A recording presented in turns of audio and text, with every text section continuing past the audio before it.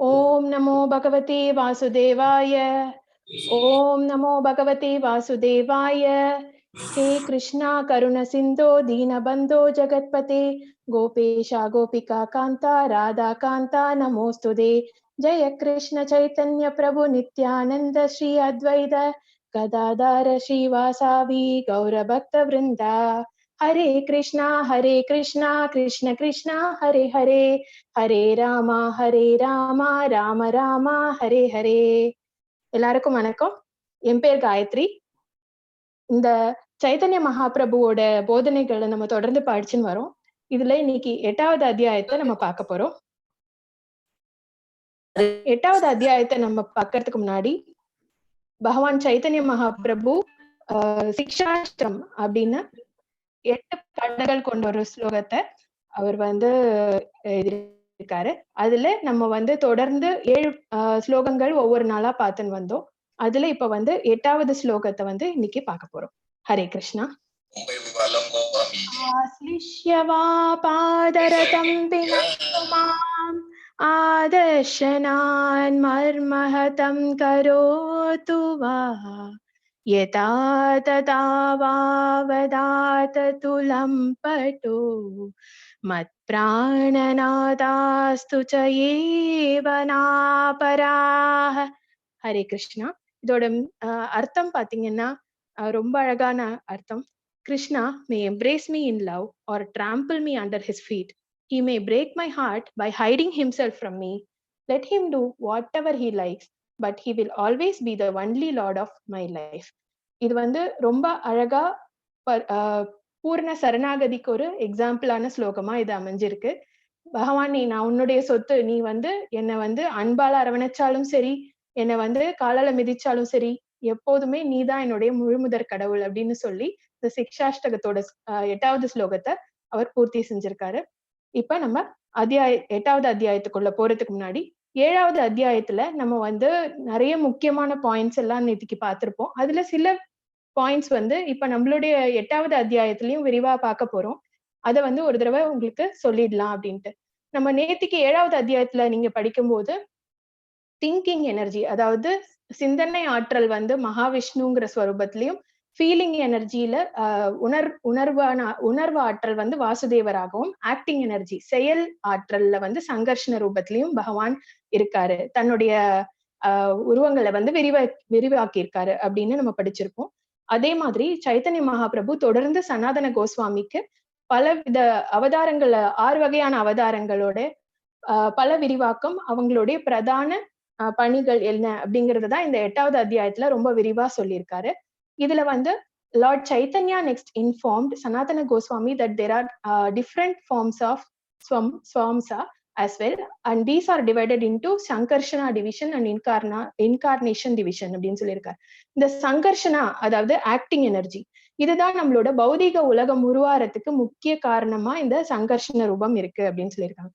அந்த சங்கர்ஷண டிவிஷன்ல தான் புராண அவதாரங்களான காரணோதாக்ஷாயி விஷ்ணு, கார்போதாக்ஷாயி விஷ்ணு, அப்புறம் ஸ்ரீரோதாக்ஷாயி விஷ்ணு, இவங்களோட எக்ஸ்பான்ஷன்ஸ் வரும். அதை நம்ம ஒவ்வொன்னா டீட்டெயில்டா பார்க்க போறோம்.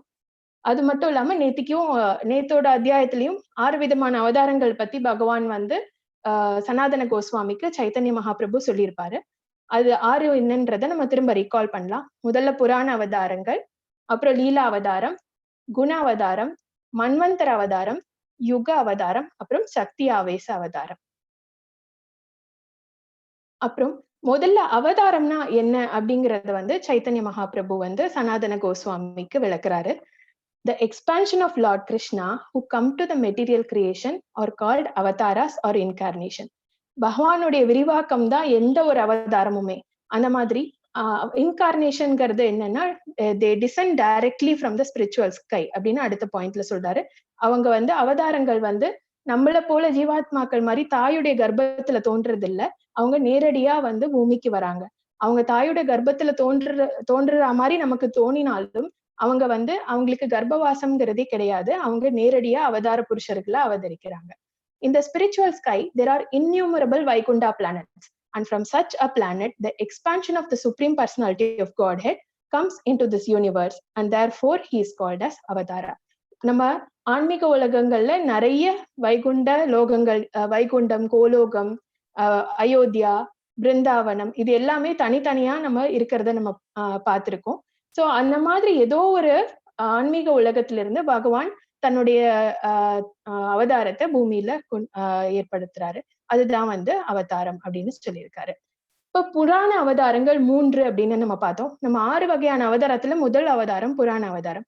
இந்த புராண அவதாரத்துல காரணோதாக்ஷாயி இல்ல மகாவிஷ்ணு அப்படிங்கிற ரூபத்தோட பகவான் இருக்காரு. அதுக்கப்புறம் தன்னை கர்ப்போதாக்ஷாயி விஷ்ணுவாகவும் க்ஷீரோதாக்ஷாயி விஷ்ணுவாகவும் தன்னை விரிவாக்கிக்கிறாரு, அதாவது எக்ஸ்பேண்ட் பண்ணிக்கிறாரு. அதுக்கான ரெஃபரன்ஸ் வந்து ஸ்ரீமத் பாகவதத்துல கொடுக்கப்பட்டிருக்கு. இதை யாராவது படிக்கிறதுனா நீங்க படிக்கலாம். ஹரே கிருஷ்ணா. படிக்கிறேன் மாதாஜி. ஒவ்வொருத்தரா படிங்க மாதாஜி, ஒவ்வொருத்தரும் டர்ன்ஸ் எடுத்து படிங்க. இந்த சூத்த பௌராணிகர் அப்படிங்கிறவருடைய வாக்கியம் தான் இந்த 1.3.1ல கொடுத்திருக்காங்க. அந்த பேராகிராஃப் நீங்க படிக்கலாம்.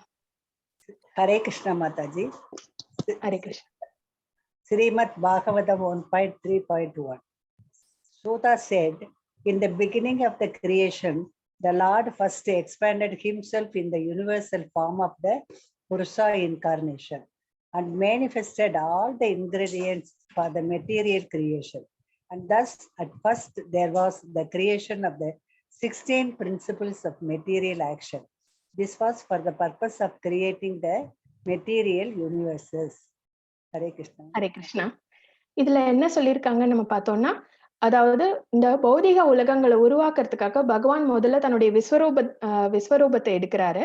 அதுல இருந்து பகவானுடைய உடல்ல இருக்கிற ஆற்றல்ல இருந்து 16 விதமான பொருள் ஆற்றல்கள், மெட்டீரியல் எனர்ஜிஸ், அது வந்து பௌதிக உலகம் தயாராகிறதுக்கு காரணமாகுது அப்படின்னு சொல்லி இதுல இந்த ஸ்லோகத்துல சொல்லிருக்கு. இப்ப வந்து முதல்ல காரணோதாக்ஷாயி விஷ்ணு அந்த பேர்ல சொல்லியிருக்க மாதிரி காரணம், எல்லாத்துக்கும் முழுமுதற் காரணமா இவர், எல்லா பௌதிக உலகத்தோட தொடக்கத்துக்கும் இவர் முழுமுதற் காரணமா இருக்கிறதுனால காரணோதாக்ஷாயி அல்லது சங்கர்ஷனர் அப்படின்னு சொல்றாங்க.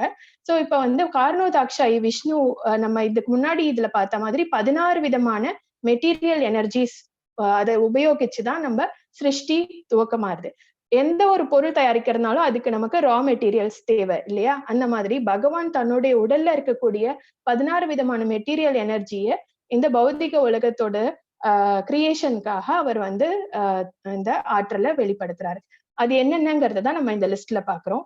Time, nature, cause and effect, mind, ego, அதுக்கப்புறம் பஞ்சபூதங்கள் நம்ம எல்லாருக்கும் தெரிஞ்சது air, water, earth, sky and fire. அதுக்கப்புறம் முக்குணங்கள் சத்வம், ரஜஸ், தமஸ், அதான் குட்னஸ், பேஷன் அண்ட் இக்னோரன்ஸ்னு கொடுத்திருக்கு. அதுக்கப்புறம் சென்சஸ், அதுக்கப்புறம் அவருடைய யூனிவர்சல் ஃபார்ம். இது எல்லாமே 16 விதமான மெட்டீரியல் எனர்ஜிஸ், பொருள் சக்திகள். இந்த சக்திகளை கொண்டுதான் ஒவ்வொரு பிரபஞ்சமும் உருவாகுது. ஆனா இதெல்லாம் அவர் உடல்ல இருந்து உருவாயிருந்தாலும் இது வந்து இதனால அவர் எந்த விதமான பாதிப்பும் அடையறது இல்லை. அதுதான் இங்கே he is independent and the master of all objects, movable and immovable in the material world அப்படின்னு சொல்லியிருக்காங்க. இத வந்து பாகவதத்தோட 2வது ஸ்கந்தம் 9.10 இந்த இதுலயும் வந்து இதுக்கான ரெஃபரன்சஸ் இருக்கு அப்படின்னு சொல்லியிருக்காங்க. இந்த பேராகிராஃபை யாராவது ஒருத்தர் படிங்க Mataji. Hare Krishna. Hare Krishna Mataji. Can I read Mataji? Sure Mataji, padinga. Below the 16 elementary energies of Sankarshana, nature, cause and effect, mind, ego, and the 5 elements, air, water, earth, sky, and fire. 3 modes of nature: godness, goodness, passion, and ignorance.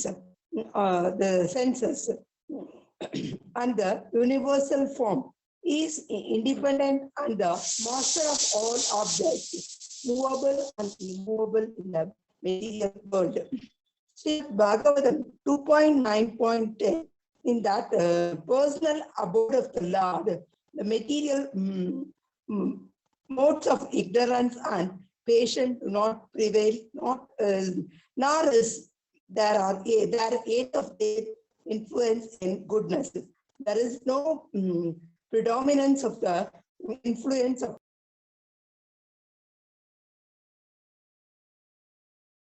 Hare Krishna. அவங்களோட internet connection சரியா இல்லைன்னு நினைக்கிறேன். நான் அமைதியை படிக்கிறேன். In the personal abode of the Lord, the material modes of ignorance and passion do not prevail, nor is there any of their influence in goodness. There is no predominance of the influence of time. So what to speak of the illusionary external energy? It cannot enter the region. Without discrimination, both the demigods and demons worship the Lord as devotees. அதாவது இந்த 16 விதமான energy பகவானுடைய உடல்ல இருந்து உருவாகி இருந்தாலும் இதனால பகவானோ இல்ல பகவானுடைய லோகமோ எந்தவித பாதிப்பும் அடையறது இல்ல. இந்த முக்குணங்கள்னால எந்தவித பாதிப்பும் அடையறது இல்ல அப்படின்னு சொல்லியிருக்காங்க. அதனால தேவர்களும் தைத்தியர்களும் பகவானை எப்பொழுதும் சதா வழிபட்டு கொண்டே இருக்கார்கள். அடுத்தது, இந்த உலகம் 16 மெட்டீரியல் எனர்ஜிஸ்ல இருந்து உருவாச்சு அப்படின்னு நம்ம படிச்சோம். ஒரு பொருளை உருவாக்குறதுக்கு ஒரு ரா மெட்டீரியல் தேவைங்கிற மாதிரி அதை செய்பவரும் வேணும், அதை செய்யறதுக்கு ஒரு கருவியும் வேணும். ஒரு எடுத்துக்காட்டுக்கு நம்ம பார்த்தோம்னா, ஒரு பானை செய்யணும் அப்படின்னா பானைக்கு மண்ணு, தண்ணீர் ரா மெட்டீரியல். அதை செய்யறதுக்கான கருவி அந்த சக்கரம். அதை செய்யறவர் குயவர். இங்க பகவான் தன்னுடைய ரா மெட்டீரியல்ஸா தன்னுடைய 16 விதமான மெட்டீரியல் எனர்ஜியை கொடுத்துட்டாரு. அந்த மாயைங்கிற அந்த டூலோட சேர்த்து இந்த பிரபஞ்சம் பகவானிடத்திலிருந்தே உருவாருது. அதுதான் இந்த சார்ட்ல நம்ம பாக்குறோம். புராண அவதாரமான மகாவிஷ்ணு அவர் அதாவது காரணோதாக்ஷாய் விஷ்ணு, முதல் புராண அவதாரமான காரணோதாக்ஷாய் விஷ்ணு அந்த 16 விதமான மெட்டீரியல் எனர்ஜிஸ தன்னுடைய கண்ணால ஒரு பார்வை பார்க்கிறார். அப்போது அந்த எனர்ஜியும் அந்த மாயையோட சேர்ந்து மகா தத்துவம் அப்படின்னு ஒண்ணு உருவாகுது. அந்த மகா தத்துவம் அப்படிங்கிறதுதான் அதுக்கப்புறம் பலவிதமான முக்குணங்களோட கலக்கிறது. அதுக்கப்புறம் நம்மளோட அந்த பஞ்சபூதங்கள் இது எல்லாத்தோடய சேர்ந்து வெவ்வேறு விதமான யூனிவர்சஸ் வெவ்வேறு குவாலிட்டியோட உருவாகுது. இப்ப இந்த மகா தத்துவத்தோட பிரதான டெய்டி, ப்ரிடாமினேட்டிங் டெய்டி அப்படின்னா வாசுதேவர் அப்படிங்கிற ஸ்வரூபத்தோட பகவான் தன்னை எக்ஸ்பேண்ட் பண்ணிக்கிறாரு, தன்னை விரிவாக்கிக்கிறார். சோ வாசுதேவர்ங்கிற ரூபத்தோட மகா தத்துவத்தை அவர் உருவாக்குறாரு. அதுக்கப்புறம் மறுபடியும் முக்குணங்களோட சேர்ந்து அந்த மற்ற உலகங்கள் எப்படி உருவாருது அப்படிங்கறத நம்ம அடுத்த ஸ்லைட்ல பார்க்கலாம். இப்போ மோட் ஆஃப் குட்னஸ், சத்துவ குணத்துக்கு ப்ரிடாமினேட்டிங் டெய்டியா நம்ம அனிருத்தர் அப்படிங்கிற வடிவத்தோட பகவான் தன்னை விரிவாக்கிக்கிறாரு. அதுக்கப்புறம் அதே மாதிரி ரஜோகுணத்துக்கு அதிபதியா பிரத்யும்னர் அப்படிங்கிற ரூபத்தை சொல்லலாம். மோட் ஆஃப் இக்னோரன்ஸ்ங்கிறது, அதாவது நம்மளுடைய தமோ குணத்தினால உருவாறதுதான் இந்த ஈத்தர், ஸ்கை, அதாவது வானம், பூமி, இந்த பௌதிக உலகங்கள் எல்லாமே அப்படின்னு சொல்லியிருக்காங்க. அதுக்கப்புறமா எப்படி இந்த பகவானிடத்துல இருந்து உருவாருது அப்படின்னு நம்ம படிச்சோம். ஆனா அது எப்படி உருவாகுறது அப்படிங்கிறது தான் இதுல கொடுத்திருக்கு. இதை யாராவது ஒருத்தர் படிங்க மாதாஜி. ஹரே கிருஷ்ணா.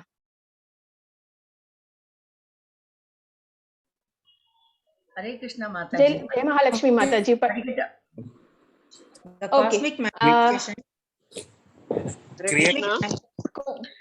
மத்தவங்கெல்லாம் மியூட் பண்ணிக்கோங்க. Creation of innumerable universes. The cosmic manifestation is the combination of all these, and thereby innumerable universes are created. These innumerable universes are being produced from the pores on the body of Mahavishnu.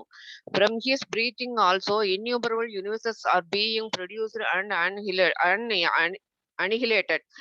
All of the energies of Mahavishnu are spiritual. They have nothing to do with the material energy. Hare Krishna. Hare Krishna Mataji. இதுல நம்ம இந்த 16 குணங்கள் மாயையோட சேர்ந்து வெவ்வேறு மகா தத்துவம் உருவாருது. அதுக்கப்புறம் முக்குணங்களோட சேர்ந்து வெவ்வேறு லோகங்கள் உருவாருதுன்னு பார்த்தோம். அது எப்படி உருவாருது அப்படின்னா, அதுக்காக ஒரு பானை செய்யற குயவன் மாதிரி பகவான் ஒரு பெரிய பிரயத்தனம் எதுவும் பண்றது இல்லை. ஏன்னா அவரோட ஆற்றலுக்கு முன்னாடி இதெல்லாம் ஒண்ணுமே இல்லை.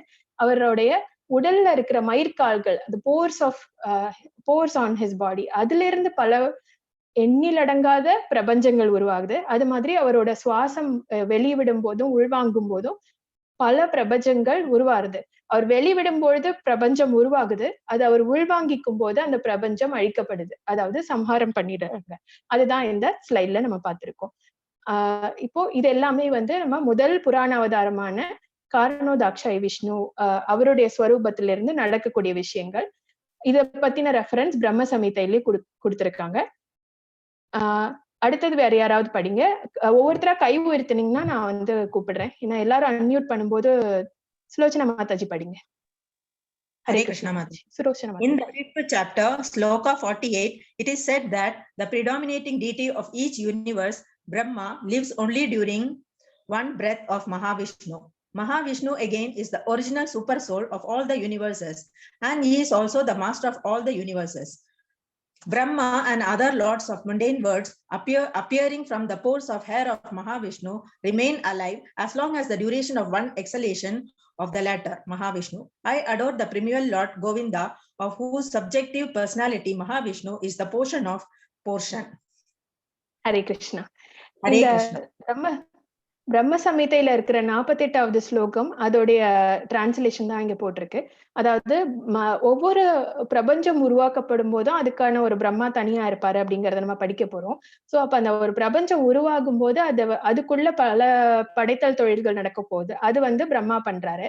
சோ அந்த பிரம்மாவோட ஆயுட்காலமே என்னன்னு பார்த்தோம்னா, இவர் வந்து காரணோதாக்ஷாய் விஷ்ணு தன்னுடைய மூச்சை வந்து வெளிவிடும் பொழுது ஒரு பிரபஞ்சம் உருவாகுது. அவர் மறுபடியும் உள்வாங்கும் பொழுது அந்த பிரபஞ்சம் அழிக்கப்படுறது அப்படிங்கும் போது அந்த டியூரேஷன் மட்டும்தான் பிரம்மாவோட ஆயுட்காலம் அப்படிங்கிறது இதுல சொல்லியிருக்காங்க. சோ இது பிரம்ம சமிதையில இந்த 48வது ஸ்லோகத்துல இருந்து இந்த ரெஃபரன்ஸ் நம்ம பார்த்தோம். அடுத்தது இந்த 2வது புராண அவதாரமான கர்ப்போதாக்ஷாய் விஷ்ணு. இப்ப வந்து நம்மளோட முதல் காரணோதாக்ஷாய் விஷ்ணுவுடைய உடல்ல இருந்து பல பிரபஞ்சங்கள் உருவாயின அப்புறம் இந்த கர்ப்போதாக்ஷாய் விஷ்ணு ஒவ்வொரு உலகத்துக்குள்ளேயும் உட்புகுந்து தன்னுடைய காத்தல் பணியை தொடர்றாரு. கர்ப்போதாக்ஷாய் விஷ்ணுவா தன்னை எக்ஸ்பேண்ட் பண்ணிக்கிறாரு. அடுத்தது வேற யாராவது படிங்க மாதாஜி. சுந்தரேஷன் பிரபுஜி நீங்க படிக்கிறீங்களா? Hare Krishna.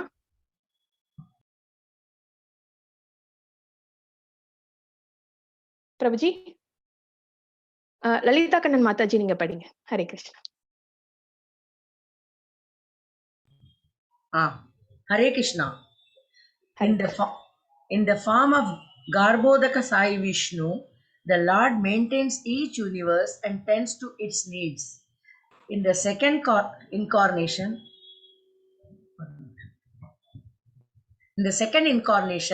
Vishnu enters into each and every universe.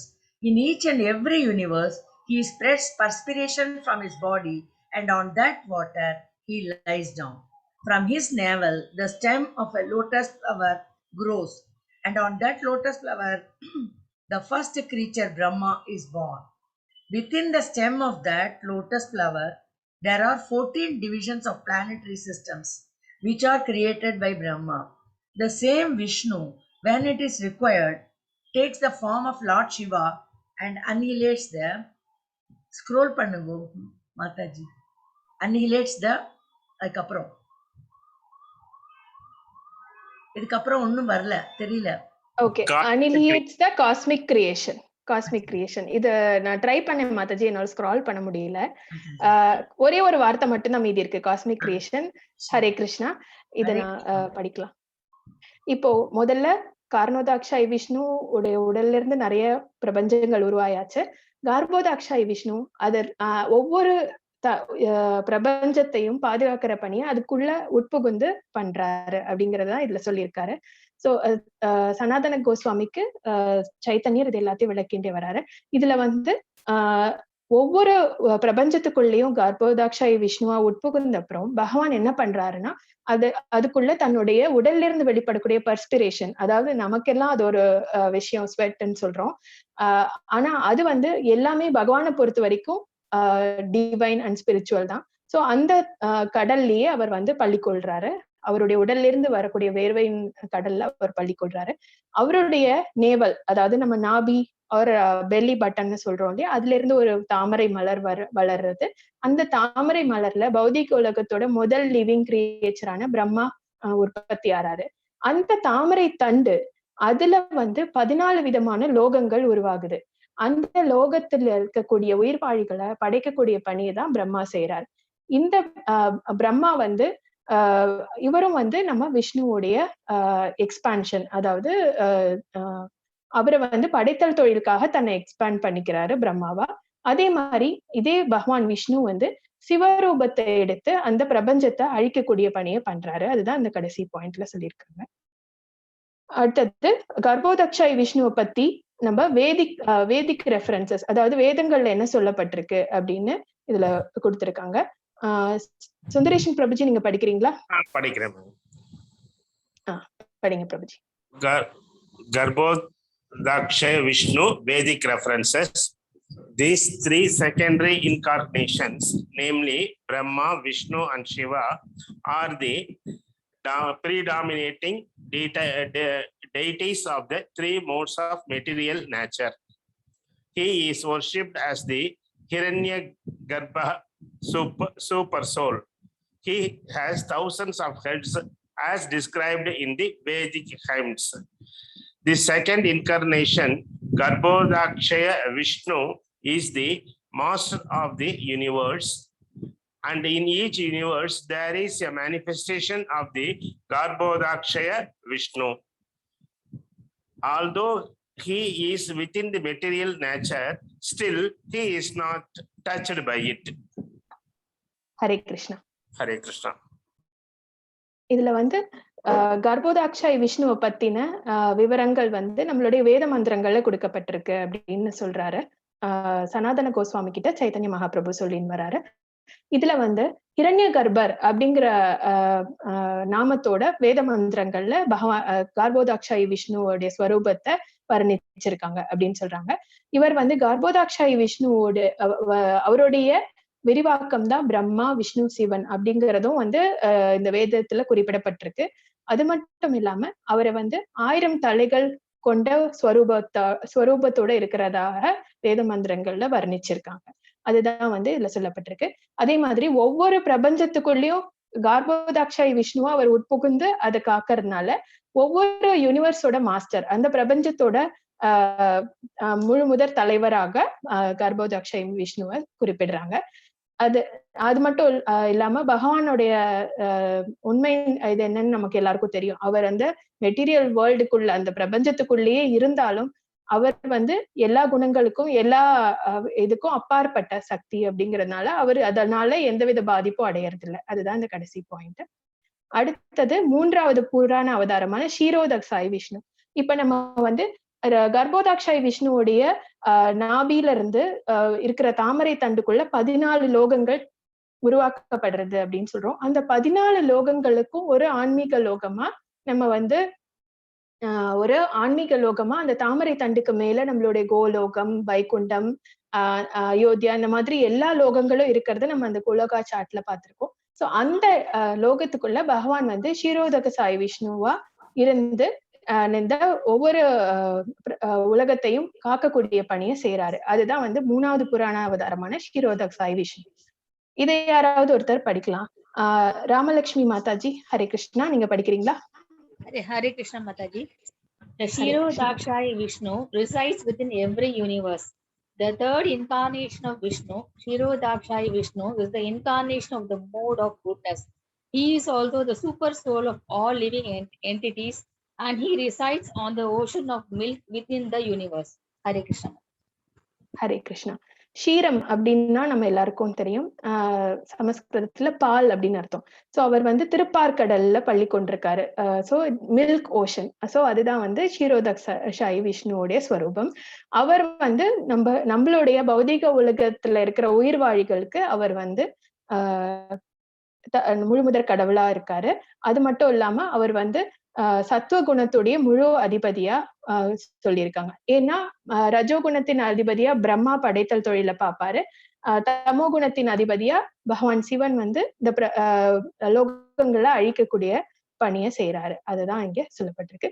So இதோட புராண அவதாரங்களை பத்தின விஷயங்களை சொல்லி முடிச்சுட்டு அடுத்தது லீலா அவதாரங்களை பத்தி சைத்தன்ய பிரபு வந்து சனாதன கோஸ்வாமிக்கு விளக்குறாரு. லீலா அவதாரங்கள் எல்லாமே நம்ம எல்லாருக்கும் வந்து நிறைய தெரிஞ்ச விஷயம்தான். லீலை அப்படின்னாலே பகவானுடைய பாஸ்ட் டைம், பொழுதுபோக்கு. சோ இந்த லீலா அவதாரங்கள் நம்மளால வந்து எண்ணிலே அடங்காத அவதாரங்கள் லீலா அவதாரங்கள்.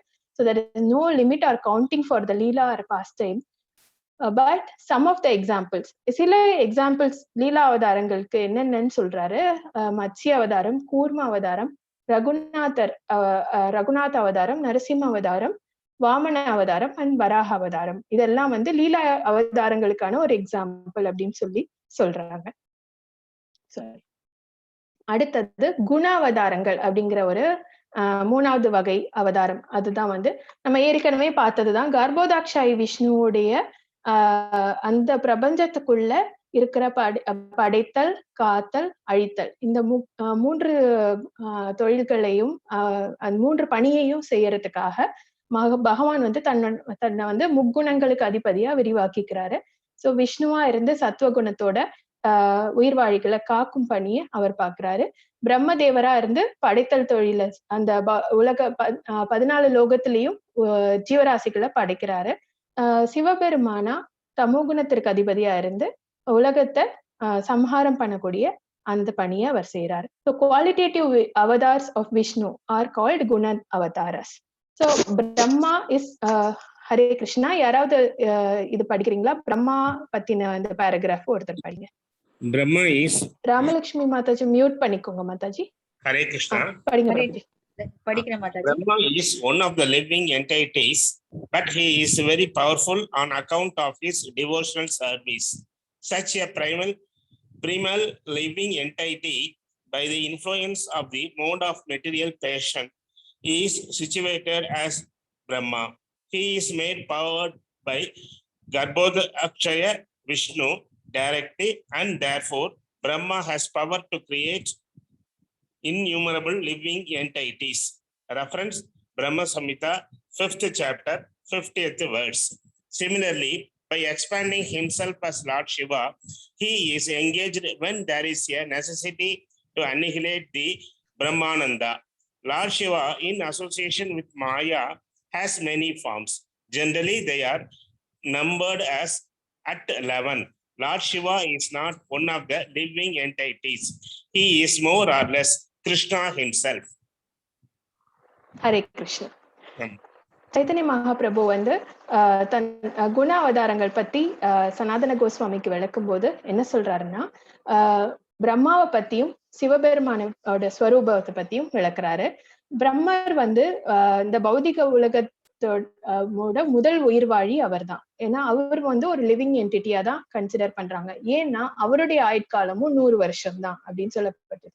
ஆனா அவருடைய 100 வருஷ கணக்கு வந்து ரொம்ப வித்தியாசமானது, நம்மள மாதிரி இல்லைங்கிறது நம்ம எல்லாருக்கும் தெரியும். சோ இந்த பிரம்மா வந்து அவர் வந்து அவருக்கான சக்தி வந்து கர்ப்போதாக்ஷாயி விஷ்ணுவிடமிருந்து அவர் பெற்று இந்த பிரபஞ்சத்துல இருக்கிற உயிர்கள் எல்லாம் வந்து அவர் படைக்க ஆரம்பிக்கிறாரு அப்படிங்கிறது இந்த பிரம்ம சமீதையோட 5வது அத்தியாயம் 50th verseல இதை சொல்லியிருக்காங்க. அதுக்கப்புறம் வந்து தமோ குணத்திற்கு அதிபதியா சிவபெருமான சொல்றாங்க. அவர் வந்து பகவான் வந்து சிவரூபத்தை எப்ப எடுக்கிறாருன்னா, இந்த பிரபஞ்சத்தை சம்ஹாரம், அதாவது அழிக்க வேண்டிய நிலையில வந்து சிவரூபத்தை எடுக்கிறாரு. சிவபெருமான் தேவி யோகமாயோட இணைஞ்சு 11 விதமான ரூபங்களை எடுக்கிறாரு அப்படின்னு சொல்லியிருக்காங்க. சோ தேவி யோகமாயங்கிறது நம்ம எல்லாருக்கும் தெரியும், நம்மளுடைய பார்வதி தேவி அவங்கதான். அதுக்கப்புறம் வந்து இன்னொன்னு, பிரம்மதேவரை போல சிவபெருமான் வந்து உயிர்வாழியில வந்து சேர மாட்டாரு அப்படிங்கிறதையும் அவர் சொல்லியிருக்காரு. He is more or less Krishna himself அப்படின்னு சொல்றாரு. அதுக்கப்புறமா கிருஷ்ணர் பகவானுக்கும் சிவனுக்கும் உள்ள வேறுபாடு என்ன அப்படிங்கறத சனாதன கோஸ்வாமிக்கு அடுத்தது விளக்குறாரு. இத வந்து மல்லிகா மாதாஜி நீங்க படிங்க. விஜயகுமாரி மாதாஜி நீங்க அடுத்தது படிங்க Mataji. Hare Krishna Mataji. Lord Krishna. Hare Krishna Mataji. Lord Krishna and Lord Shiva. The essential difference is that Lord Shiva has a connection with the material nature, but Vishnu has nothing to do with the material nature. In Srimad Bhagavatam, 10th canto, 18th chapter, it is said that Lord Shiva is a combination of the 3 kinds of transformed consciousness, known as Hare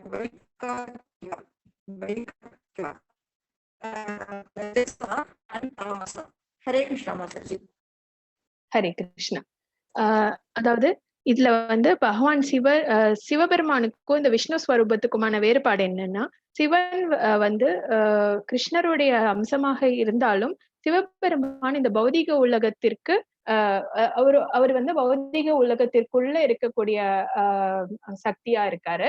அதே சமயத்துல பகவான் கிருஷ்ணருங்கிறவர் வந்து எல்லாத்துக்கும் அப்பாற்பட்ட பரம புருஷனா இருக்காரு. அதுதான் மிகப்பெரிய வேறுபாடு அப்படிங்கறத சொல்றாரு. சோ சிவபெருமான் வந்து அந்த மெட்டீரியல் வேர்ல்டுக்குள்ள இருக்கிற மிகப்பெரிய சக்தியா இருந்தாலும் பகவான் விஷ்ணு வந்து எல்லாத்துக்கும் அப்பாற்பட்ட பரம புருஷன் அப்படின்னு சொல்றாரு. அதுக்கப்புறம் வந்து பாகவதத்துடைய 10வது ஸ்கந்தம் 18வது அத்தியாயத்துல சிவபெருமானுடைய ஸ்வரூபம் வந்து வைகாரிக, தைஜச அப்புறம் தாமச இந்த முக்குணங்களோட கலப்பால பகவான் சிவன் உருவாகி இருக்காரு அப்படிங்கறத ரெஃபரன்ஸா சொல்லியிருக்காங்க. ஹரே கிருஷ்ணா. இப்ப வந்து நம்ம 4வது அவதாரமான மன்வந்தர அவதாரம் பத்தி பார்க்க போறோம். இதுல சைத்தன்ய மகாபிரபு வந்து சனாதன கோஸ்வாமிக்கு ரொம்ப அழகா ஒரு கால்குலேஷனோட இதை விளக்கியிருக்காரு. மன்வந்தர அவதாரங்கள் அப்படின்னா என்னன்னா, நம்ம மனுக்கள், நம்ம பூமியில வந்து முதல்ல பிரம்மதேவர் படைச்சது மனுக்களை தான் அப்படின்னு நம்ம படிச்சிருக்கோம். சோ இந்த மன்வந்தர அவதாரங்களும் பகவானோட ஸ்வரூபம் தான். பகவான் தான் வந்து தன்னோட அவதாரத்தோட விரிவாக்கம் வந்து மனுக்களா வராங்க. சோ இப்ப வந்து நம்ம ஒரு சின்ன கால்குலேஷன் மூலமா எத்தனை மனுக்கள் உருவாறாங்க அப்படிங்கிறத அண்டர்ஸ்டாண்ட் பண்ணிக்க ட்ரை பண்ணலாம். இந்த கால்குலேஷன் வந்து சைத்தன்ய மகாபிரபு வந்து சனாதன கோஸ்வாமிக்கு சொல்றாரு. ஒரு கல்பம் அப்படிங்கிறது பிரம்மாவுடைய ஒரு நாள். அந்த பிரம்மாவுடைய ஒரு நாள் பொழுது வந்து நம்மளுடைய யுக கணக்குப்படி 4,320,000,000 வருஷங்கள். எத்தனை ஜீரோ வரும்னு கூட தெரியல, அவ்வளவு பெரிய நம்பரா இருக்கு. அந்த ஒரு கல்பத்துல 14 மனுக்கள் உருவாறாங்க. பிரம்மாவுடைய ஒரு நாள் பொழுது ஒரு கல்பம் சொல்றோம். அந்த ஒரு கல்பத்துல 14 மனுக்கள் வராங்க. அந்த 14 மனுக்கள் வந்து அப்படி அந்த கணக்குப்படி பார்க்கும்பொழுது பிரம்மாவுடைய ஒரு மாதம், அதாவது 30 நாள் ஒரு மாசத்துக்கு வச்சோம்னா 420 மனுக்கள் வராங்க. அப்ப பிரம்மாவுடைய ஒரு வருஷம் அப்படின்னு பார்க்கும்போது 12ஆல பண்ணிக்கும் போது 5040 மனுக்கள் வராங்க. பிரம்மாவுடைய ஆயுட்காலமும் 100 வருஷம் தான் அப்படின்னு சொல்லியிருக்காங்க. சோ அப்ப 100 வருஷத்துல 5,04,000 மனுக்கள் வந்து தோன்றுறாங்க. இந்த கணக்கு வந்து பிரம்மாவுடைய அதாவது ஒரு பிரபஞ்சத்துக்கு மட்டும்தான் இந்த கணக்கு. பகவானுடைய உடல்ல இருந்து எண்ணிலடங்காத பிரபஞ்சங்கள் தோன்றின்றே இருக்குன்னு நம்ம வந்து படிச்சோம். சோ அப்படி பார்க்கும்போது எத்தனை பிரபஞ்சங்கள் இருக்குன்னே நம்மளால எண்ண முடியாது. அப்ப அதுல எத்தனை மன்வந்தர அவதாரங்கள் இருக்கும் அப்படிங்கறது நம்மளால எண்ணிக்கையில கொண்டு வரவே முடியாது. அதுதான் இதுல வந்து மன்வந்தர அவதாரங்கள் பத்தி எக்ஸ்பிளைன் பண்ணிருக்காரு. அடுத்தது வந்து 14 மனுக்கள் யார் யாரு அப்படிங்கறத சொல்லியிருக்காரு. ஸ்வயம்புவ, ஸ்வரோச்சிஷ, உத்தம, தாமச, ரைவத, சக்ஷுஸ், வைவஸ்வதர். சோ இப்ப இந்த மாதிரி 14 மனுக்களோட பேரும் அவங்க யாருடைய அம்சம், யார்கிட்ட இருந்து உருவானாங்க அப்படிங்கிறதையும் வந்து விரிவா விளக்கி இருக்காரு. இதுல வந்து நம்ம இப்ப வந்து பைவஸ்வத மனுவுடைய காலத்துல இருக்கும் அப்படிங்கறது நம்ம எல்லாருக்கும் தெரிஞ்சிருக்கும். சங்கல்பம் பண்ணும்போது அது சொல்லுவாங்க, பைவஸ்வத மன்வந்தரே பிரதமே பாத்தே ஜம்பூத்வீபே பாரத வருஷே அப்படின்னு சங்கல்பத்துல சொல்லுவாங்க. சோ பைவஸ்வத மன்வந்தரத்துல நம்ம இப்ப இருக்கோம். சோ இந்த மனுவுடைய 7வது மனுவுடைய காலத்துல நம்ம இருக்கோம். ஹரே கிருஷ்ணா. அடுத்தது யுக அவதாரங்கள் பத்தி சொல்லியிருக்காரு. யுக அவதாரங்கள்ல வந்து நமக்கு பாகவதத்திலயும் சரி விஷ்ணு புராணத்திலயும் நமக்கு பல்வேறு ரெஃபரன்சஸ் இருக்கு. சோ இந்த யுக அவதாரம் வந்து சத்திய யுகத்துல வெண்மை நிறமாகவும், திரேதா யுகத்துல சிகப்பு நிறமாகவும், துவாபர யுகத்துல கருமை நிறத்தோடையும், கலியுகத்துல எல்லோ அதாவது பொன் நிறமாகவும் பகவான் தோன்றுவார் அப்படின்னு சொல்றாரு. அதுக்கப்புறம் ஒவ்வொரு யுகத்திலையும் நம்ம செல்ஃப் ரியலைசேஷன் மற்றும் முக்திக்கான மார்க்கம் என்ன அப்படின்னு பார்த்தோம்னா, சத்திய யுகத்துல மெடிடேஷன், தபஸ் மூலமா மட்டும்தான் நம்மளால நம்ம அந்த இலக்கை அடைய முடியும். திரேதா யுகத்துல யாகங்கள், யஜ்ஞங்கள், அந்த மாதிரி சாக்ரிஃபைசஸ் மூலமாக செல்ஃப் ரியலைசேஷன் அடைஞ்சாங்க. 3வது துவாபர யுகத்துல நம்ம பகவான் கிருஷ்ணரே வந்து தோன்றி நமக்கு அருள்னால அவருடைய வழிபாடே வந்து முக்திக்கான மார்க்கமா இருந்தது. இந்த கலியுகத்துல பகவான் நாம சங்கீர்த்தனம் ஒன்றுதான் நம்மளுடைய முக்திக்கான வழி அப்படின்னு யுக அவதாரங்கள் பத்தி சொல்லும்போது சொல்றாரு. அதுக்கான பல ரெஃபரன்சஸையும் அவர் வந்து இதுல சொல்லிட்டே வர்றாரு. கலியுகத்தை பத்தி பகவான் வந்து சைத்தன்யா மகாபிரபு வந்து விரிவா சனாதன கோஸ்வாமிக்கு சொல்றாரு. அதுல இருந்து சில முக்கியமான பாயிண்ட்ஸ் எல்லாம் போட்டிருக்கு. விஜயகுமாரி மாதாஜி நீங்க படிங்க.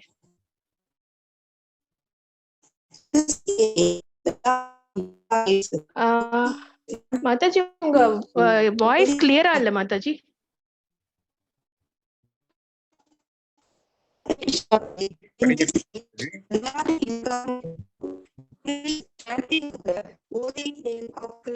உங்க எல்லாருக்கும் கிளியரா கேக்குதா? இல்ல மேம். கேக்கல மாதாஜி. நான் வாசிக்கவா மாதாஜி? விஜயகுமாரி மாதாஜி உங்களோட இன்டர்நெட் கனெக்ஷன் சரியா இல்லைன்னு நினைக்கிறேன். நான் வாசிக்கவா மாதாஜி? படிக்கட்டுமா? நான் படிக்கட்டுமா Mataji? In this stage, the Lord intends to preach chanting of the whole name of Krishna.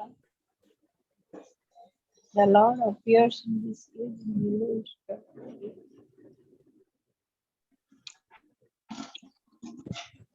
Hare Krishna Mataji. Hare Krishna. Hare Krishna Mataji. Hare Krishna Mataji. படிக்கிறீங்களா? ஹரே கிருஷ்ணா. யார் படிக்கிறீங்க? பிரேமா மாதாஜியா? நான் படிக்கிறேன். நான் படிக்கிறேன். ஓகே. மத்தவங்க எல்லாம் கொஞ்சம் மியூட் பண்ணிக்கோங்க Mataji. In this age, the Lord incarnates to preach chanting of the holy name of Krishna. The Lord appears in this age in yellowish color, and he teaches people love of God by chanting the name of Krishna. The process of teaching is done personally.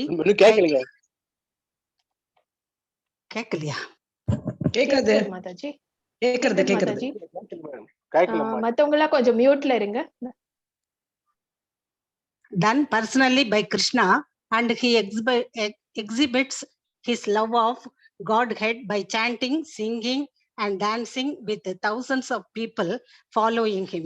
The particular incarnation of Supreme Personality of Godhead of forehead foretold in the Srimad Bhagavatam 11th canto 5th chapter, in which it is stated that the Lord incarnates in the age of Kali as devotes always chanting Hare Krishna, Krishna Krishna, Hare Hare, Hare Rama, Rama Rama, Hare Hare. Hare Krishna. Hare Krishna. கலியுகத்துல வந்து பகவான் பொன்னிற ரூபத்தோட தோன்றுவாரு. அது மட்டும் இல்லாம அவர் வந்து ஒரு டிவோட்டியாவே, அதாவது ஒரு பக்தராகவே தோன்றி நமக்கு வந்து பக்திக்கான மார்க்கத்தை வந்து நாம சங்கீர்த்தனம் அப்படிங்கிற மார்க்கத்தை வந்து நமக்கு காமிப்பாரு. அந்த மார்க்கம் வந்து எப்படி இருக்கும் அப்படின்னா, நம்ம வந்து பகவானுடைய நாமத்தை உச்சரிக்கிறதும் அதை பத்தி பாடுறதும், அது அந்த நாமத்தை சொல்லிட்டு நடனம் ஆடுறதும், இந்த மாதிரி ரொம்ப சுலபமான வழியில நம்ம வந்து பகவானை அடையறதுக்கான மார்க்கத்தை அவர் வந்து நமக்கு சொல்லி கொடுப்பாரு அப்படின்னு இதுல சொல்லியிருக்காங்க. ஸோ இதுல வந்து இதை பத்தின ரெஃபரன்சஸ் வந்து நம்மளுடைய பாகவதத்தோட 11வது ஸ்கந்தம் 5வது அத்தியாயத்துல இந்த விஷயம் சொல்லப்பட்டிருக்கு அப்படின்னு சொல்றாங்க. அதுக்கப்புறமா அடுத்தது வந்து நாம சங்கீர்த்தனம் அப்படிங்கறது, அதோட முக்கியத்துவம் என்ன அப்படிங்கறத வந்து மேலும் விரிவா வந்து சனாதன கோஸ்வாமிக்கு அவர் விளக்குறாரு.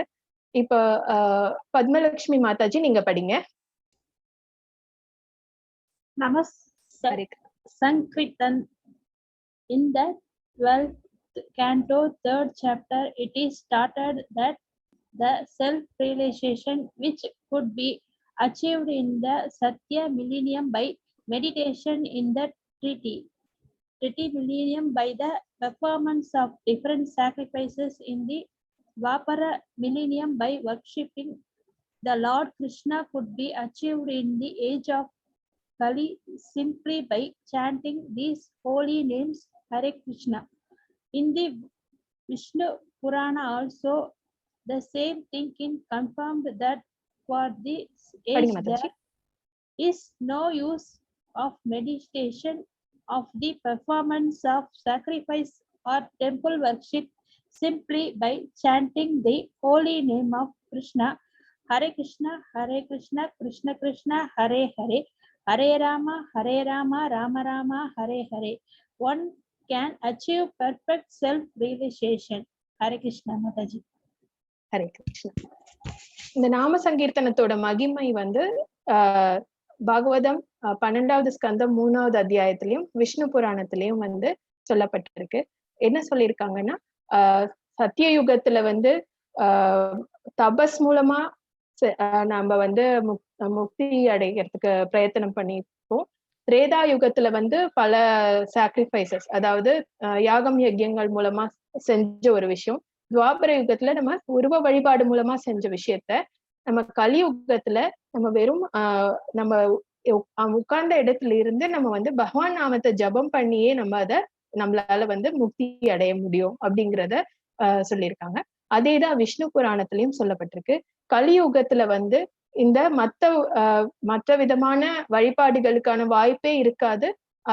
அது வந்து அது பாசிபிளும் கிடையாது. ஏன்னா தபஸ் பண்றது இல்ல யாகம் யஜ்யம் எல்லாம் வந்து அந்த கிரமப்படி அந்த முறைப்படி பண்றது அதெல்லாம் வந்து நம்மளால முடியாது. டெம்பிள் வர்ஷிப் நம்மளால பண்ண முடியும். ஆனாலும் வந்து இப்போ நம்மளுடைய எல்லாருடைய நேரம் காலம் அதெல்லாம் பார்க்கும்பொழுது நம்மளால ரெகுலரா டெம்பிளுக்கும் போக முடியுமான்னு சொல்ல முடியாது. அதனால ரொம்ப ரொம்ப சுலபமான நாம சங்கீர்த்தன மார்க்கமா அந்த ஹரே கிருஷ்ணா ஹரே ராம மகா மந்திரத்தை ஜபம் பண்ணி அதனால நம்ம வந்து ஈஸியா சுலபமா வந்து நம்மளுடைய செல்ஃப் ரியலைசேஷன் அண்ட் முக்தி அடையலாம் அப்படின்னு சொல்லியிருக்காங்க. அதுக்கப்புறம் வந்து இந்த விஷயத்த பத்தி அதாவது பகவானுடைய உருவம் வந்து பொன்னிறமா இருக்கும். கலியுகத்துல அவர் வந்து ஒரு டிவோட்டியா, அதாவது ஒரு பக்தராகவே தோன்றி பகவானை எப்படி வழிபடுறதுன்னு எல்லாருக்கும் சொல்லி கொடுப்பாரு. அவரை வந்து பல பேர் ஆயிரக்கணக்கானவர்கள் ஃபாலோ பண்ணுவாங்க. இந்த மாதிரி எல்லாம் சைத்தன்ய மகாபிரபு சனாதன கோஸ்வாமி கிட்ட சொல்லும் பொழுது சனாதன கோஸ்வாமிக்கு என்ன தோணுதுன்னா, நம்மளுடைய குருவான சைத்தன்யருக்கு ரொம்பவே பொருத்தமா இருக்கே அப்படின்னு அவர் நினைக்கிறாரு. அதனால அவர் வந்து இந்த கேள்வியை வந்து சைத்தன்ய மகாபிரபு கிட்ட கேட்கிறாரு. அதாவது ஒருவர் அவதார புருஷர் அப்படிங்கிறத நம்ம எப்படி தெரிஞ்சுக்க முடியும் அப்படிங்கிற கேள்வியை அவர் கேட்கிறாரு. அடுத்தது வேற யாராவது படிங்க மாதாஜி. பிரபுஜி யாராவது படிங்க.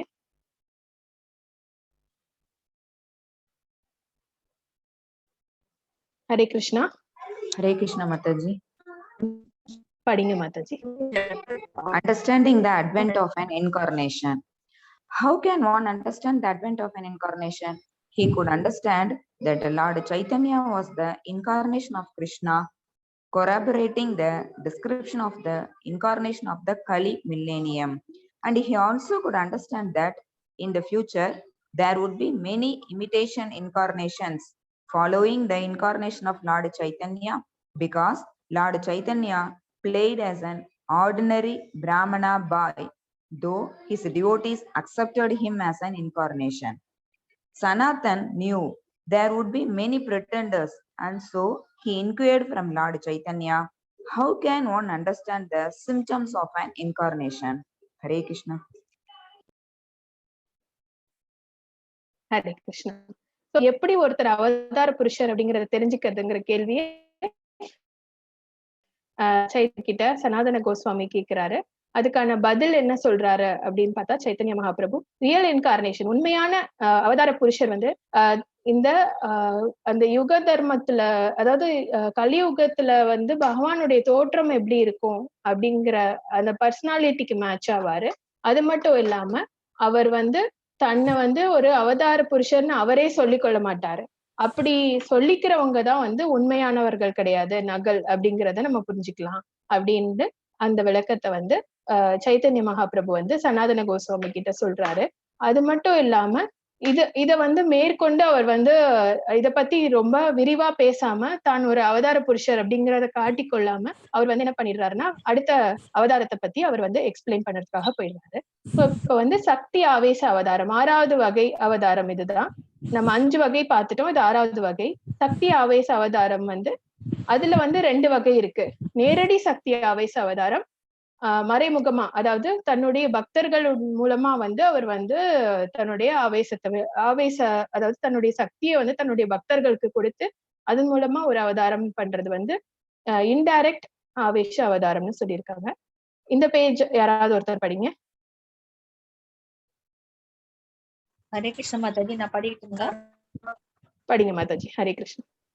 Satyavesavadara. The Lord then said that there is no limit or counting of Sakyavesa avatars, but some of them can be mentioned as examples. The Sakyavesa incarnation are of two kinds, one direct and the other indirect. When the Lord himself comes, he is called Shakshat or direct Sakyavesa avatara. Examples of direct or Sakshat avatars are the Shesha incarnation or Ananta incarnation. When he empowers some living entity to represent him, that one is called indirect or Avesha incarnation. Examples of indirect avatars are the four Kumaras, Narada, Prithu, and Parashurama. They are actually living entities, but there is specific power given to them by the Supreme Personality of Godhead. Hare Krishna Mathaji.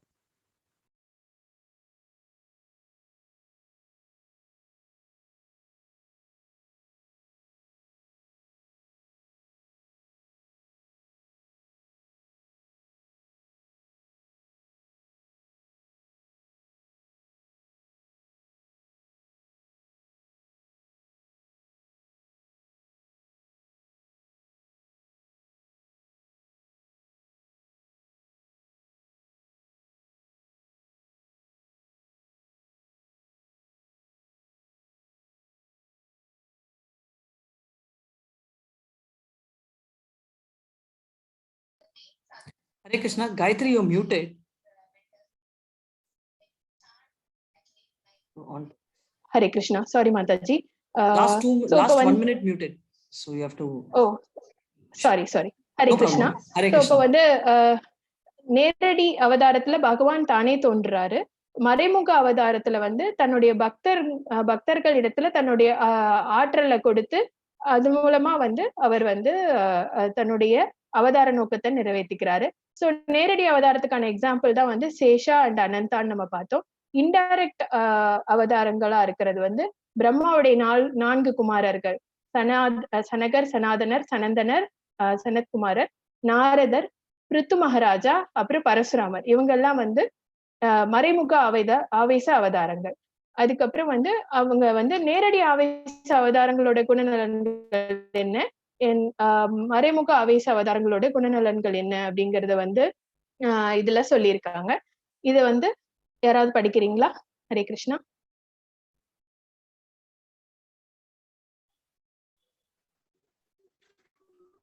Hare Krishna Mathaji. Hare Krishna. Padinga Mathaji. Characteristics of Sakyavesha avatars. Direct Saskat incarnation. In Ananta, the power of the sustenance of all the planets is invested. In the Sesha incarnation, the power is in servicing the Supreme Lord. Indirect Avesha incarnation. In Brahma, the opulence of creative power is invested. In King Prithu is the power of maintaining the living entities. Similarly, in Parasurama, the power of killing the evil elements is invested.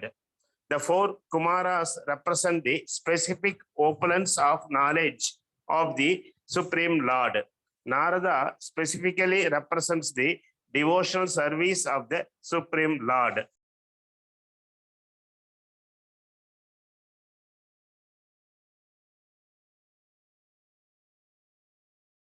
Hare Krishna. So இதுல ஒவ்வொருத்தருடைய முக்கிய நோக்கம், அவங்க எதுக்காக அந்த அவதாரத்தை எடுத்தாங்க அப்படிங்கறத நம்ம இதுல பார்த்திருக்கோம். பிரம்மா படைத்தல் தொழிலையும், பிருத்து மகாராஜா பிருத்திவிங்கிற பேரு பிருத்து மகாராஜாவோட பேர்ல இருந்து வந்தது.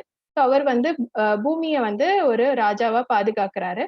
பரசுராமர் நம்ம எல்லாருக்கும் தெரியும். அவர் சத்திரியர்கள் யாரெல்லாம் அநீதி இழைக்கிற சத்திரியர்களா இருந்தாங்களோ அவங்க எல்லாரையும் வதம் பண்ணாரு. 4 பிரம்மகுமாரர்களும் அவங்க நாலேஜ், அவங்களுடைய ஞானத்தின் உறைவிடமா இருக்காங்க. நாரதர் நம்ம எல்லாருக்கும் தெரியும், நாம சங்கீர்த்தனம் மூலமா எப்போதுமே பகவத் பக்தியை பரப்பிட்டு வரார். இவங்க எல்லாரும் இன்டைரக்ட் ஆவேச அவதாரம். இவங்களோட முக்கியத்துவம் இதெல்லாம். அடுத்தது இதையெல்லாம் சொல்லி முடிச்சதுக்கு அப்புறம் நம்மளுடைய பகவான் கிருஷ்ணருடைய எல்லா அவதாரங்கள் இருந்தாலும் இந்த எல்லா அவதாரத்துக்கும் அப்பாற்பட்ட பூர்ண அவதாரமா இருக்கிறவர் நம்மளுடைய பகவான் கிருஷ்ணர்.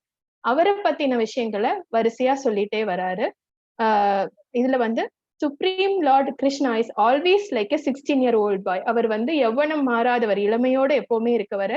அவர் எப்ப நினைக்கிறாரோ, எந்த பிரபஞ்சத்துல தோன்றணும்னு நினைக்கிறாரோ அங்க உடனே தோன்றிடுறாரு. அவர் வந்து தோன்றுவதற்கு முன்னாடி அவங்க அம்மாவையும் அப்பாவையும் அதாவது அவங்க அம்மா அப்பா யாருன்னா அவங்களோட டிவோட்டிஸ தான் வந்து அம்மா அப்பாவா வந்து பூமிக்கு அனுப்புறாரு.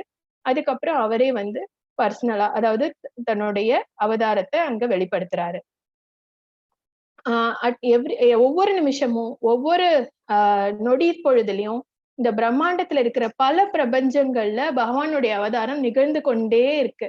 எப்படி ஒரு சூரியனோட வெளிச்சம் வந்து நமக்கு வந்து கொஞ்ச நேரம் தெரிஞ்சு அதுக்கப்புறம் மறையிற மாதிரி தோணணும், ஆனா சூரிய ஒளி எப்போ இருந்துட்டே இருக்கோ, கங்கையில எப்படி அலை இருந்துட்டே இருக்கோ, அந்த மாதிரி பகவானுடைய அவதாரம் வந்து ஒவ்வொரு பிரபஞ்சத்திலயும் நிகழ்ந்து கொண்டே இருக்கு. அதுக்கு வந்து நிறைவே கிடையாது, அதுக்கு ஓய்வே கிடையாது அப்படின்னு இதுல சொல்லியிருக்காரு. அதுக்கப்புறம் வந்து கிருஷ்ணரை வந்து ஒரு எட்டர்னல் சன், அதாவது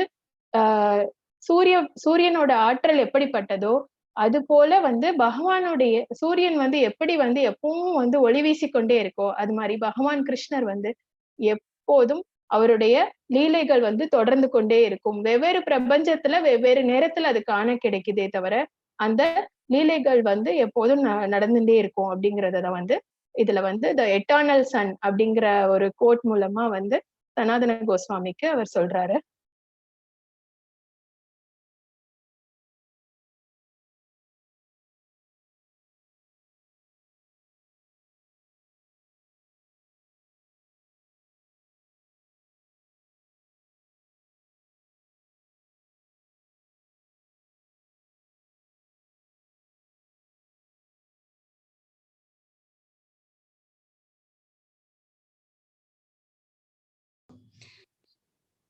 So Hare Krishna devotees. So நம்ம வந்து ஆல்ரெடி ஹரிதாஸ் தாக்கூர் பத்தி பார்த்திருக்கோம். சோ ஹரிதாஸ் தாக்கூரோட கதையெல்லாம் உங்களுக்கு தெரியும் இல்லையா? சோ தெரிய வேண்டிய ஒரே ஒரு சின்ன கதை என்னன்னா, நம்ம ஹரிதாஸ் தாக்கூரோட ஸ்பெஷாலிட்டி என்ன. இப்ப ஹரிதாஸ் தாக்கூர் வந்து ஒரு Hare Krishna Mathaji, I am back in. You're back. Just 2 minutes. I'll just finish this. Started. Hare Krishna. So Haridas Thakur வந்து ஒரு முஸ்லிம் ஃபேமிலியில பிறந்து அவர் வந்து வந்தாருன்றது நம்மளுக்கு தெரியும். ஆனா இதுக்கு முன்னாடி இருந்த ஒரு கதை, கிருஷ்ணர் காலத்துல வந்து பிரம்மர் வந்து கிருஷ்ணரை சந்தேகப்பட்டு இவர் வந்து பிராமணரா, இவர் வந்து இவ்வளோ கடவுளா இருக்கவே முடியாது, ஏன்னா இந்த மாதிரி வாயில எல்லாம் ஊட்டுறாரு, அவங்க பிளேட்ல இருந்தாலும் சாப்பிடுறாங்கன்னு சொல்லிட்டு அவர் சந்தேகப்பட்டு எல்லாரும் கிட்னாப் பண்ணிட்டாரு இல்லையா? அதுக்கப்புறம் வந்து அவருக்கு உண்மை தெரிஞ்ச அப்புறம் அவர் மன்னிப்பெல்லாம் கேட்கிறாரு. அப்ப என்ன சொல்றாருன்னா, புத்திசாலியான ஒரு புத்திசாலி நான் நினைச்சதாலதான் நான் உங்களே சந்தேகப்பட்டேன், அடுத்த தடவை நான் வந்து பிறக்கணும் அப்படின்னு சொல்றாரு. அதனால வந்து அடுத்த யுகத்துல அவர் வந்து ஹரிதாஸ் தாக்கூரா ஒரு முஸ்லிமா அவர் வர்றாரு. சோ ஹரிதாஸ் தாக்கூர் என்றவர் வந்து வேற யாருமே இல்லை, நம்ம பிரம்மாதான். ஹரிதாஸ் தாக்கூர் வந்து சைத்தன்யா மகாபிரபு கதையில வராரு. அவரை பத்தின டீடைல் ஸ்டோரி நான் அடுத்த கிளாஸ்ல சொல்றேன். பட் அவர் எவ்வளவு ஸ்பெஷல்னா, சைத்தன்யா மகாபிரபு அவரை தூக்கி அவர் இறந்தப்போ அவருக்கு எல்லாம் கடைசி விஷயங்கள் எல்லாம் பண்ணுவாங்க இல்லையா, அதெல்லாம் வந்து அவரே பர்சனலா பண்ணாரு. ஒரு ஆண்டவன் முன்னாடி இருந்து நம்ம இறந்தோம்னா எவ்வளவு புண்ணியம் பண்ணிருக்கோம். நம்ம பீஷ்மா பிதாவை பார்த்தோம், அதே மாதிரி ஆண்டவன் கூடயே இருந்தாரு இவர் ஃபுல் டைமும். அவருக்கு கடைசியிலயும் அவர் தூக்கி அவர் கங்காலேயே அவரை சேர்க்க வச்சாரு. சோ அந்த லெவலுக்கு அவர் ஹை எக்ஸால்டட் டிவோட்டி. சோ இதுதான் இன்னொரு லிங்க், அதாவது பிரம்மா எப்படி மறுபடியும் சைத்தன்யா மகாபிரபுவோட லீலையிலையும் கலந்துகிட்டாருன்றது. சோ இதோட நான் வந்து காயத்ரி மாதாஜிக்கு ஹேண்ட் ஓவர் பண்றேன். Thank you so much Gayathri. Hare Krishna.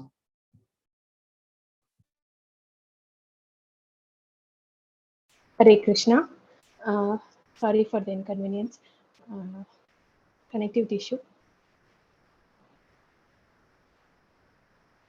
Hare Krishna. So இப்போ வந்து நம்ம பகவானுடைய பூர்ண அவதாரமான நம்ம பகவான் கிருஷ்ணருடைய ஏஜ் பத்தி சைத்தன்ய மகாபிரபு வந்து சனாதன கோஸ்வாமிக்கு டிஸ்கிரைப் பண்றாரு.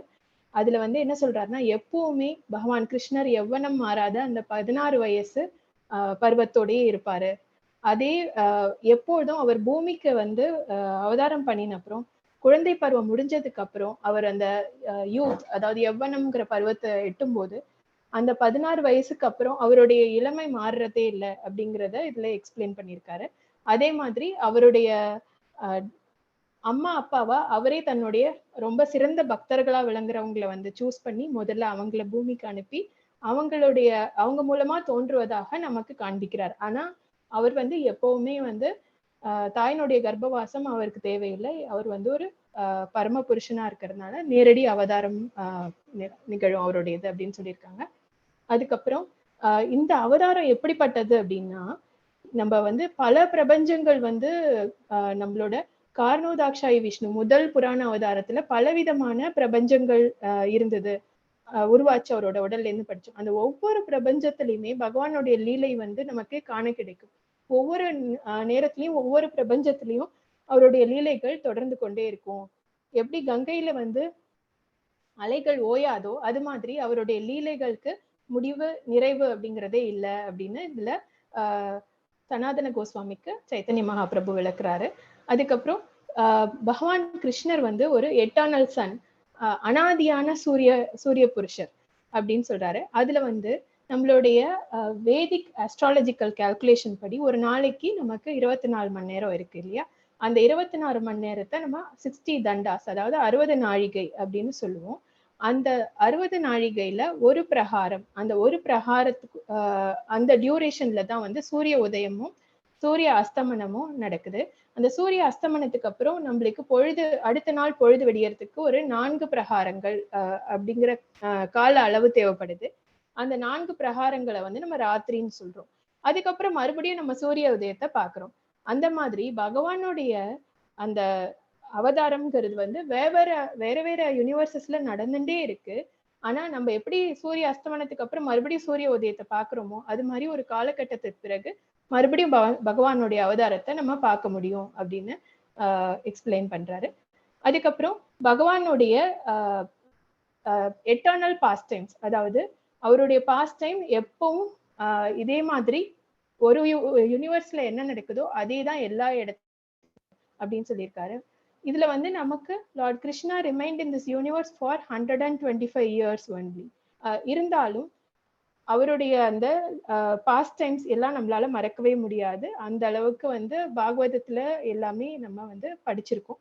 அது மட்டும் இல்லாம இது வந்து நம்மளுடைய யூனிவர்ஸ்ல மட்டும் நடக்கக்கூடியது இல்லை. இது மாதிரி பல பிரபஞ்சங்கள் இருக்கு. எல்லாத்துலயும் இதே மாதிரி அவருடைய அப்பியரன்ஸ், அவருடைய பாய்ஹுட், அதுக்கப்புறம் அவருடைய யூத், அதாவது குழந்தை பருவம், யௌவனம், இது எல்லாமே வந்து நடந்துட்டே இருக்கும்.